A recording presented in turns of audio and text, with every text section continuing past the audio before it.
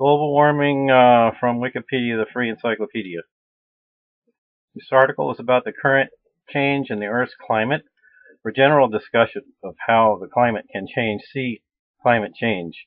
For other uses, see global warming disambiguation. Global warming is the rise in the average temperature of the Earth's atmosphere and oceans since the late 19th century and its projected continuation. Since the early 20th century, Earth's mean surface temperature has increased by about 0.8 Celsius, 1.4 F, with about two-thirds of the increase occurring since 1980. Warming of the climate system is unequivocal, and scientists are more than 90% certain that it is primarily caused by increasing concentrations of greenhouse gases produced by human activities such as the burning of fossil fuels and deforestation. These findings are recognized by the national science academies of all major industrialized nations.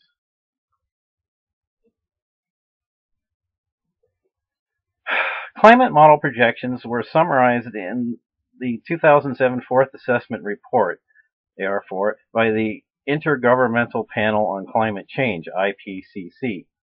They indicated that during the 21st century, the global surface temperature is likely to rise a further 1.1 degree to 2.9 degrees C to 5.2 F for their lowest emission scenario, and 2.4 to 6.4 C, 4.3 to 11.5 F for their highest.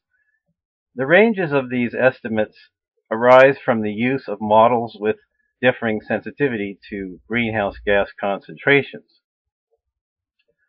According to AR4, warming and related changes will vary from region to region around the globe. The effects of an increase in global temperature include a rise in sea levels and a change in the amount and pattern of precipitation, as well as a probable expansion of subtropical deserts. Warming is expected to be strongest in the Arctic and would be associated with the continuing retreat of glaciers, permafrost, and sea ice.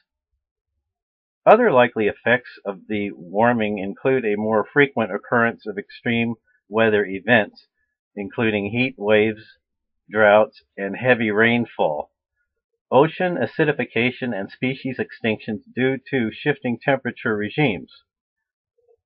Effects significant to humans include the threat to food security from decreasing crop yields and the loss of habitat from inundation.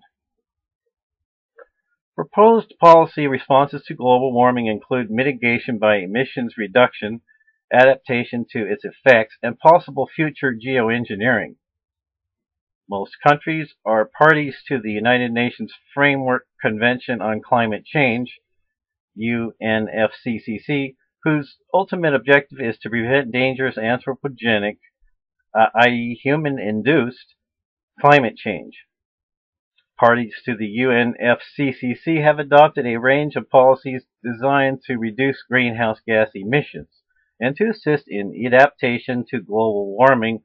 Parties to the UNFCCC have agreed that deep cuts in the emissions are required and that future global warming should be limited to below 2.0 C, 3.6 F, relative to the pre-industrial level. Reports published in 2011 by the United Nations Environmental Program and the International Energy Agency suggest that efforts as of the early 21st century to reduce emissions may be inadequate to meet the UNFCCC's 2.2 C target.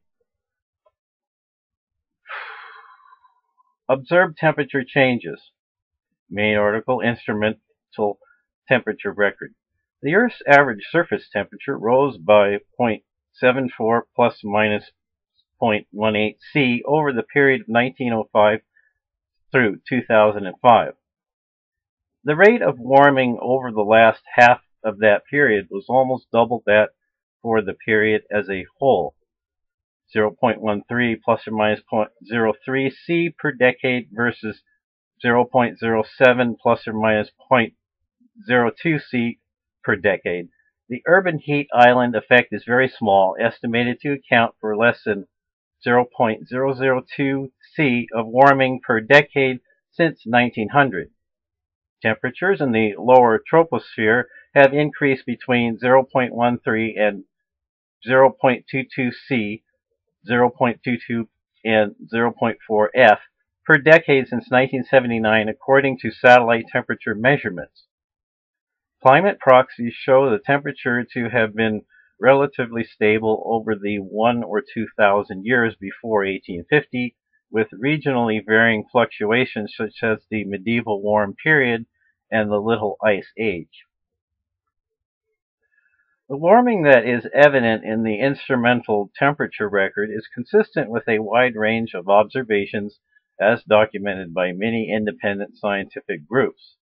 Examples include sea level rise, water expands as it warms, widespread melting of snow and ice, increased heat content of the oceans, increased humidity, and the earlier timing of spring events, the flowering of plants. The probability that these changes could have occurred by chance is virtually zero. Recent estimates by NASA, Goddard Institute for Space Studies, GISS, and the National Climate Data Center show that 2005 and 2010 tied for the planet's warmest year since reliable widespread instrumental measurements became available in the late 19th century, exceeding 1998 by a few hundredths of a degree. Estimates by the Climatic Research Unit show 2005 as the second warmest year behind 1998, with 2003 and 2010 tied for third warmest year. However, the error estimate for individual years as it is at least 10 times larger than the differences between these 3 years. The World Meteorological Organization statement on the status of the global climate change in 2010 explains that the 2010 nominal value of 0.53 C ranks just ahead of those of 2005, plus or minus 0.52 C, and 1998 plus 0.51 C, although the differences between the 3 years are not statistically significant. Temperatures in 1998 were unusually warm because global temperatures are affected by the El Niño Southern Oscillation, and the strongest El Niño in the past century occurred during that year. Global temperature is subject to short-term fluctuations that overlay long-term trends that can temporarily mask them. The relative stability in temperature from 2002 through 2009 is consistent with such an episode. 2010 was also an El Niño year. On the low swing of the oscillation, 2011 as an La Niña year was cooler, but it was still the 11th warmest year since records began in 1880. Of the 13 warmest years since 1880, 11 were the years from 2001 to 2011. Over most of the recent record, 2011 was the warmest La Niña year in the period from 1950 through 2011, and was close to 1997, which was not at the lowest point of the cycle. Temperature changes vary over the globe. Since 1979, land temperatures have increased about twice as fast as the ocean temperature, 0.25 degrees Celsius per decade against 0.13 Celsius per decade. Ocean temperatures increase more slowly than land temperatures because of the larger effect heat capacity of the oceans and because the ocean loses more heat by evaporation. The northern hemisphere warms faster than the southern hemisphere because it has more land and because it has extensive areas of seasonal snow and sea ice cover subject to ice albedo feedback. Although more greenhouse gases are emitted in the northern than southern hemisphere, this does not contribute to the difference in warming because of the major greenhouse gases persist long enough to mix between hemispheres. The thermal inertia of the oceans and slow responses of other indirect effects mean that climate can take centuries or longer to adjust to changes in forcing climate. Commitment studies indicate that even if greenhouse gases were stabilized at 2000 levels, a further warming of about 0.5 C, 0.9 F would still occur. Initial causes of temperature changes, external forcings. Main article, Attribution of Recent Climate Change.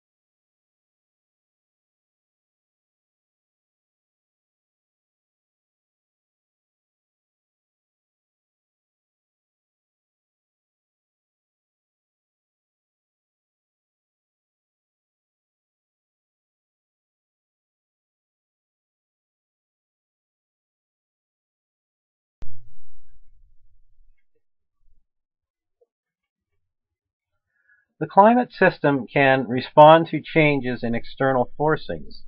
External forcings can push the climate in the direction of warming or cooling. Examples of external forcings include changes in atmospheric composition, i.e., increased concentrations of greenhouse gases, solar luminosity, volcanic eruptions, and variations in Earth's orbit around the Sun. Orbital cycles vary slowly over tens of thousands of years and at present are not an overall cooling trend which would be expected to lead towards an ice age.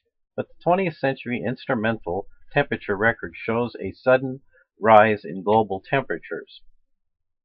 Greenhouse gases.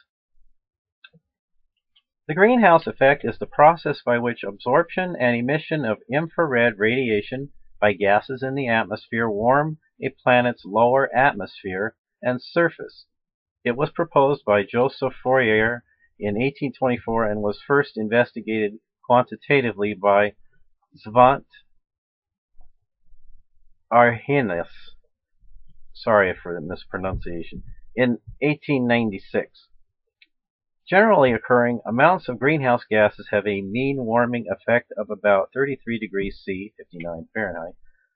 The major greenhouse gases are water vapor, which causes about 36 to 70% of the greenhouse effect, carbon dioxide, CO2, which causes 9 through 26%, methane, CH4, which causes 4 through 9%, and ozone, O3, which causes 3 through 7%. Clouds also affect the radiation balance through cloud forcings similar to greenhouse gases. Human activity since the Industrial Revolution has increased the amount of greenhouse gases in the atmosphere, leading to increased radiative forcing from CO2, methane, tropospheric ozone, CFCs, and nitrous oxide. The concentrations of CO2 and methane have increased by 36% and 148% respectively since 1750. These levels are much higher than at any time during the last 800,000 years, the period for which reliable data has been extracted from ice cores. Less direct geological evidence indicates that CO2 values higher than 3/4 of the increase in CO2 from human activity over the last 20 years. The rest of the increase is caused mostly by changes in land use, particularly deforestation. Over the last 3 decades of the 20th century, gross domestic product per capita population growth were the main drivers of increases in greenhouse gas emissions.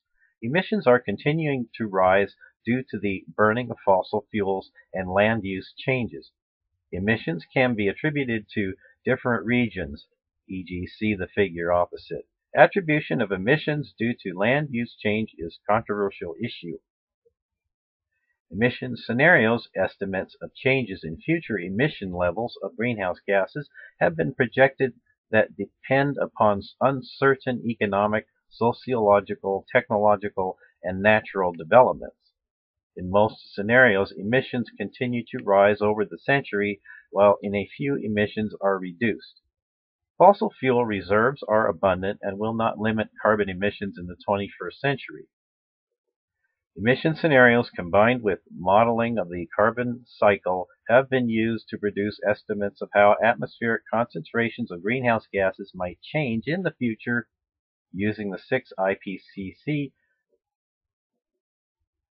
SRE's marker scenarios. Models suggest that by the year 2100, the atmospheric concentration of CO2 could range between 541 and 970 parts per million.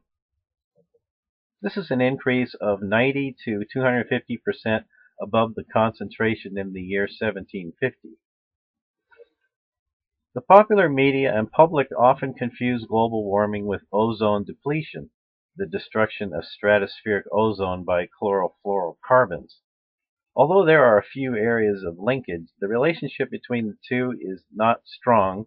Reduced stratospheric ozone has had a slight cooling influence on surface temperatures, while increased tropospheric ozone has had a somewhat larger warming effect. Particulates and soot.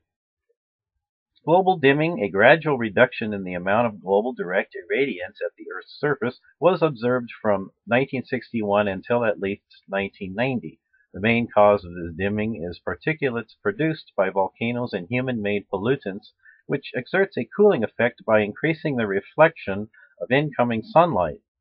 The effects of the products of fossil fuel combustion, CO2 and aerosols, have largely offset one another in recent decades, so that net warming has been due to the increase in non-CO2 greenhouse gases such as methane. Radiative forcing due to particulates is temporarily limited due to wet deposition, which causes them to have an atmospheric lifetime of 1 week. Carbon dioxide has a lifetime of a century or more, and as such, changes in particulate concentrations will only delay climate changes due to carbon dioxide. In addition to their direct effect by scattering and absorbing solar radiation, particulates have indirect effects on the radiation budget. Sulfates act as cloud condensation nuclei and thus lead to clouds that have more and smaller cloud droplets. These clouds reflect solar radiation more efficiently than clouds with fewer and larger droplets, known as the Twomey effect. Excuse me for the pronunciation. This effect also causes droplets to be more uniform size, which reduces growth of raindrops and makes the cloud more reflective to incoming sunlight, known as the Ebrecht effect. Indirect effects, most noticeable in marine stratiform clouds, have very little radiative effect on convective clouds. Indirect effects of particulates represent the largest uncertainty in radiative forcing. Soot may cool or warm the surface depending on whether it is airborne or deposited. Atmospheric soot directly absorbs solar radiation, which heats the atmosphere and cools the surface. In isolated areas with high soot production, such as rural India, as much as 50% of surface warming due to greenhouse gases may be masked by atmospheric brown clouds. When deposited, especially on glaciers or on ice in Arctic regions, the lower surface albedo can directly heat the surface. The influence of particulates, including black carbon, are most pronounced in the tropics and subtropics, particularly in Asia, while the effects of greenhouse gases are dominant in the extratropics and southern hemisphere. Solar activity. Since 1978, output from the Sun has been precisely measured by satellites. These measurements indicate that the Sun's output has not increased since 1978, so the warming during the past 30 years cannot be attributed to an increase in solar energy reaching the Earth. In the 3 decades since 1978, the combination of solar and volcanic activity probably had a slight cooling influence on the climate. Climate models have been used to examine the role of the Sun in recent climate change. Models are unable to reproduce the rapid warming observed in recent decades when they only take into account variations in solar output and volcanic activity. Models are, however, the most important external forcings, including human influences and natural forcings. Another line of evidence against the Sun having caused recent climate change comes from looking at how temperatures at different levels in the Earth's atmosphere have changed.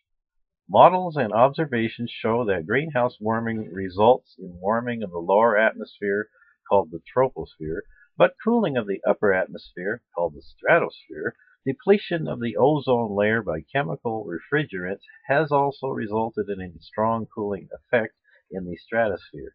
If the Sun was responsible for observed warming of both the troposphere and stratosphere would be expected. Feedback. Feedback is a process in which changing one quantity changes a second quantity, and the change in the second quantity in turn changes the first. Positive feedback increases the change in the first quantity, while negative feedback reduces it.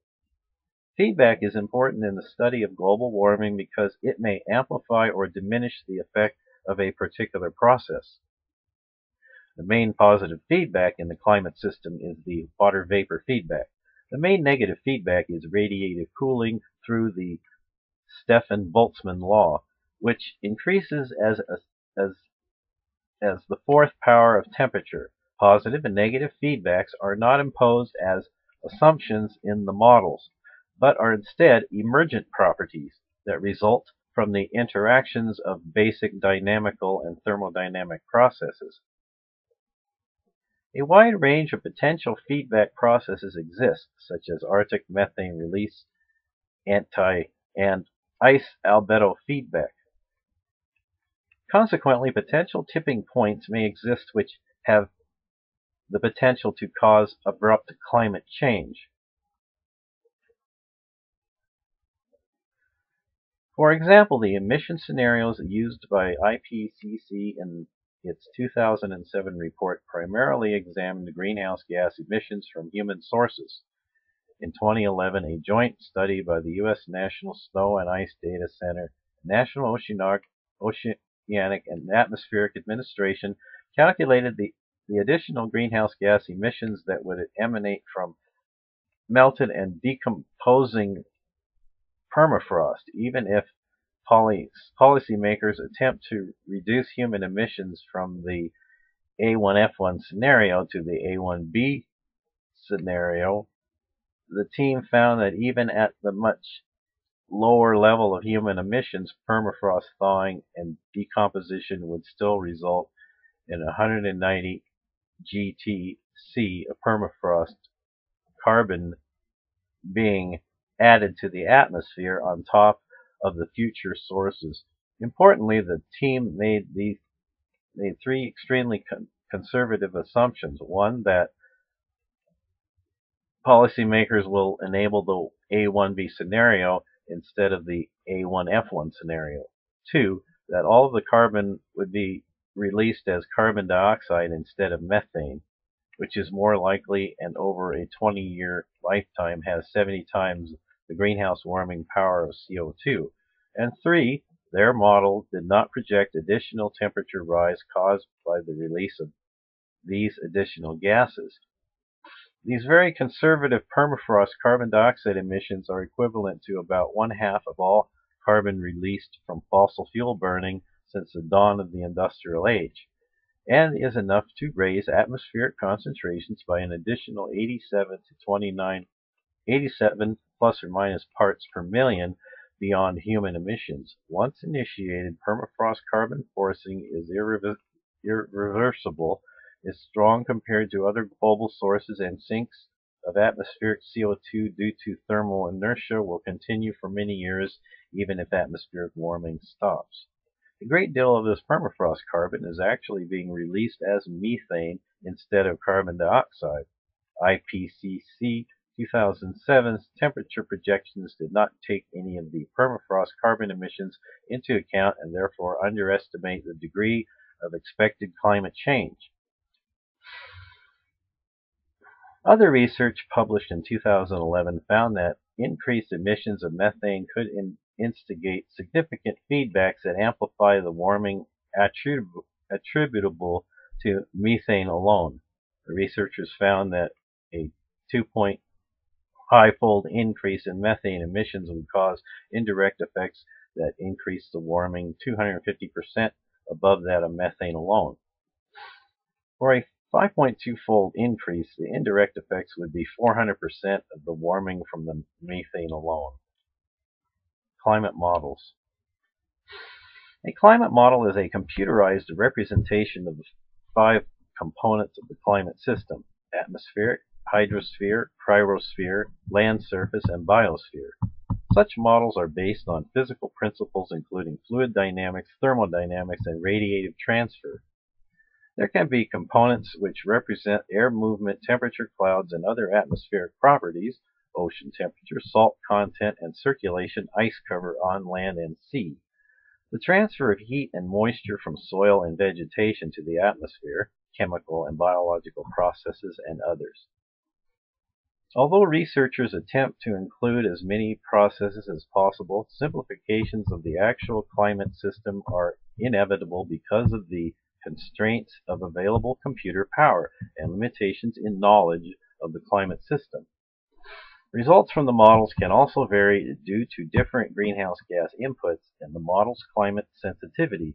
For example, the uncertainty in EEpc's 2007 projections is caused by 1. The use of multiple models with differing sensitivity to greenhouse gas concentrations, 2. The use of differing estimates of humanity's future greenhouse gas emissions, 3. Any additional emissions from climate feedbacks that were not included in the models EEpc used to prepare its report, i.e. greenhouse gas releases from permafrost. The models do not assume the climate will warm due to increasing levels of greenhouse gases. Instead, the models predict how greenhouse gases will interact with radiative transfer and other physical processes. One of the mathematical results of these complex equations is a prediction whether warming or cooling will occur. Recent research has called special attention to the need to refine models with respect to the effect of clouds and the carbon cycle. Models are also used to help investigate the causes of recent climate change by comparing the observed changes to those that the models project from various natural and human-derived causes. Although these models do not unambiguously attribute warming that occurred from approximately 1910 to 1945 to either natural variation of human effects, they do indicate that the warming since 1970 is dominated by man-made greenhouse gas emissions. The physical realism of models is tested by examining their ability to simulate contemporary or past climates. Climate models produce a good match to observations of global temperature changes over the last century, but do not simulate all aspects of climate. Not all effects of global warming are accurately predicted by the climate models used by the EEpc. Observed Arctic shrinkage has been faster than that predicted. Precipitation increased proportional to atmospheric humidity and hence significantly faster than global climate models predict. Observed and expected environmental effects. Detection is the process of demonstrating that climate has changed in some defined statistical sense without providing a reason for that change. Detection does not imply attribution of the detected change to a particular cause. Attribution of cause of climate change is the process of establishing the most likely causes for the detected change with some defined level of confidence. Detection and attribution may also be applied to observed changes in physical, ecological, and social systems, natural systems. Physical impacts of climate change. Global warming has been detected in a number of natural systems. Some of these changes are described in the section on observed temperature changes, e.g. sea level rise and widespread decreases in snow and ice extent. Most of the increase in global average temperature since the mid-20th century is with high probability attributable to human-induced changes in greenhouse gas concentrations. Even with policies to reduce emissions, global emissions are still expected to continue to grow over time. In the EEpc Fourth Assessment Report, across a range of future emission scenarios, model-based estimates of sea level rise for the 21st century range from 0.18 to 0.59 meters. These estimates, however, were not given a likelihood due to a lack of scientific understanding, nor was an upper bound given to the sea level rise. On the timescale of centuries to millennia, the melting given for sea level rise, on the timescale of centuries to millennia, melting of ice sheets could result in even higher sea level rise. Partial deglaciation of the Greenland ice sheet and possibly the West Antarctic ice sheet could contribute 4 to 6 meters, 13 to 20 feet, or more to sea level rise. Changes in regional climate are expected to include greater warming over land, with most warming at high northern latitudes and least warming over the Southern Ocean and parts of the North Atlantic Ocean. Snow cover area and sea ice extent are expected to decrease, with the Arctic expected to be largely ice-free in September by 2037.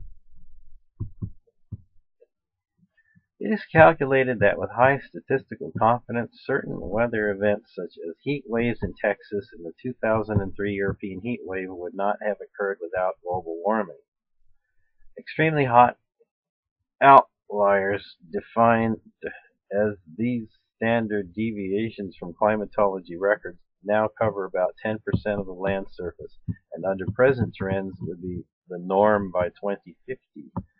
These temperatures are expected to exacerbate the hydrological cycle with more intense droughts and floods. The effect on hurricane activity is less certain. Ecological systems. Climate change and ecosystems.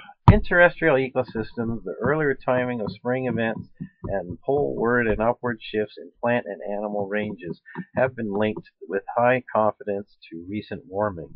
Future climate change is expected to particularly affect certain ecosystems, including tundra, mangroves, and coral reefs. It is expected that most ecosystems will be affected by higher atmospheric CO2 levels, combined with higher global temperatures. Overall, it is expected that climate change will result in the extinction of many species and reduced diversity of ecosystems. Dissolved CO2 increases ocean acidity. This process is known as ocean acidification and has been called the equally evil twin of global climate change. Increased ocean acidity decreases the amount of carbonate ions which organisms at the base of the marine food chain, such as foraminifera, use to make structures they need to survive. The current rate of ocean acidification, many times faster than at least